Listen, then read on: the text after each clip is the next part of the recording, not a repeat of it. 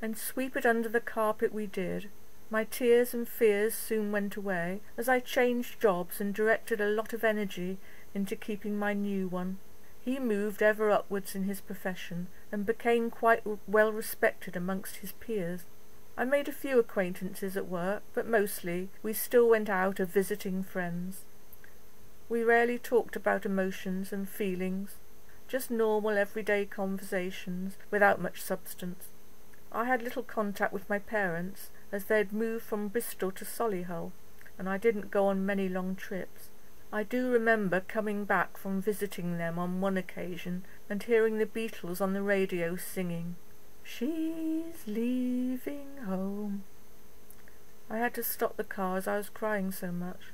I rarely went anywhere without him except to work, but he would often pick me up in the evenings. Looking back over what I've written, it looks like I was living under martial rule, but I don't think it felt so at the time.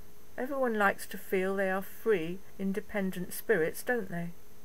Before I could get my breath, he repeated the process of a few weeks before. This time he used a much longer rope, and wound it around and around me until I presume I resembled one of those African ladies who extend their necks to look beautiful by adding more and more rings. Yes, that was exactly what it was like. It was humiliating and degrading. As when he had finished, his eyes glinted, and he surveyed me lasciviously. This time he was naked, and when he came into my line of vision, I could see that he had an erection, and not just that, there was the occasional glistening drop falling off the end, like a leaky overflow. Strangely enough, I had not equated sex with my so far experience of this odd practice, and I don't think I did particularly in the future. But I have to say that as time progressed, any little interest I may have had in his nether regions soon faded into oblivion. Actually, I haven't the faintest idea what our sex life was like. I can sort of remember the odd mechanical action that was over in a few minutes. It puzzled me that, although he was obviously stimulated by degrading me in this way, he didn't force himself upon me afterwards. I certainly don't remember much about being held and cuddled, so I am of the opinion that as I look back now, that such tender intimacy had no place in our relationship. It was happening more and more frequently now, and seemed to be becoming a bit of a mind game. I would lie in bed beside him, and only began to relax into sleep myself when his breathing became slower and deeper. It wasn't that I was really safe then, as I never knew just when he would wake up and it would happen again. I used to rummage round the house, looking for what treats he had in store for me. I would find, for instance, a length of rope that hadn't been there the day before. I never let on and took great care not to disturb anything in its hiding place.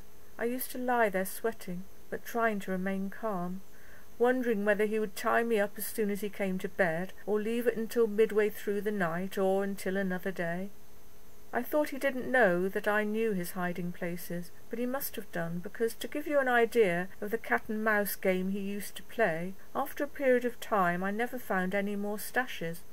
He took to using hiding places elsewhere, like the garage, and bringing things upstairs when he came to bed. I remember the times he would climb the stairs, and I would peer through the cracks in the door opening to see if he was carrying anything with him. Even then he would have his hands behind his back, as if he relished the act of surprising me at the last minute.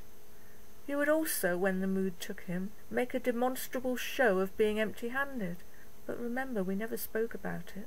Then rushing downstairs and fetching his chosen restraining device before I had a chance to think about it. Not that I could do anything about it. He went out of his way to spring little surprises on me when I had persuasively lulled myself yet again into another false sense of security after a gap of a few days or even weeks. But ever present within my unconscious was a double whammy of when and what with. There was no doubt about it. He was out to break my spirit, but why? The only verbal inkling I had of his simmering resentment was the time he had leapt on top of me, victorious that he woke me from an already patchy slumber, waving some yellow cord aloft, rather like a cowboy would a lasso. The usual M.O., shoved onto my tummy, pressed hard onto the bed, wrists bound separately, then joined together, length of cord to the ankles, was finished off this time with a particularly vicious tug that pulled my wrists and ankles close together, and he said, "This one's for your mother." A bit of a surprise. My mother had never been anything other than remotely pleasant to him. I thus searched and searched for the meaning of this over the many years I was with Ken.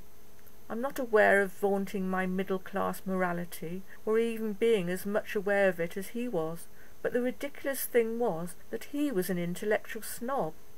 The rope from ankles to wrists would go vertically from the small of my back to the back of my thighs, and I'm shuddering as I remember how it used to cut into my bottom if I struggled or moved in any way. Sometimes I thought my shoulders would dislocate, as he would pick me up by the rope and toss me face up on the bed. He would then just sit alongside me, not saying very much, just watching me in my discomfort. He must have been a very warped individual indeed. It was bizarre, really, as by day we lived what was on the surface a normal life, and by night anything could happen.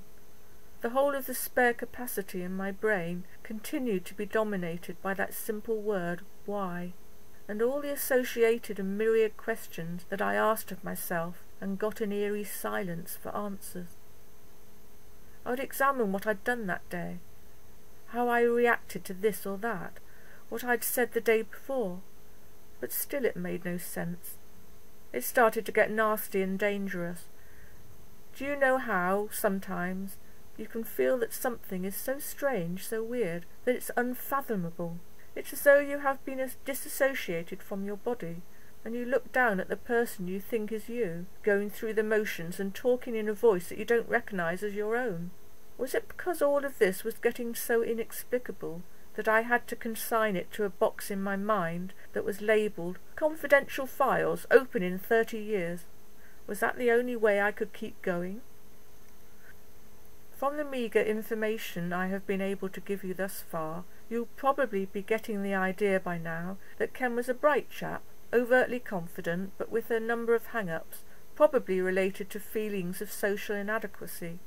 His father was an ex-miner who was an inspector in the tool shop at Rolls-Royce Engines. His mother a pinny-wearing housewife. They were lovely, generous people, and lived in a respectable terrace of red brick on the outskirts of Bristol. They were worlds apart from my family. My mother didn't go out to work either, but I'd imagine that she would not have described herself as a housewife. She had a woman who does, Mrs. Thornell, and Mum raced around in a little red Mini. Isn't it curious that I can even remember something as minor as Mum's car registration, 168KHY, but I can't remember what Ken and I talked about, or how often we had sex. I'm loath to call it making love, although I believe I did love him. I was certainly a little in awe of him. I can't delay this next bit any longer. In between the last 2 paragraphs I got up and made myself coffee. I did some vacuuming and cleaned the bathroom. Stupid behaviour for a grown-up woman.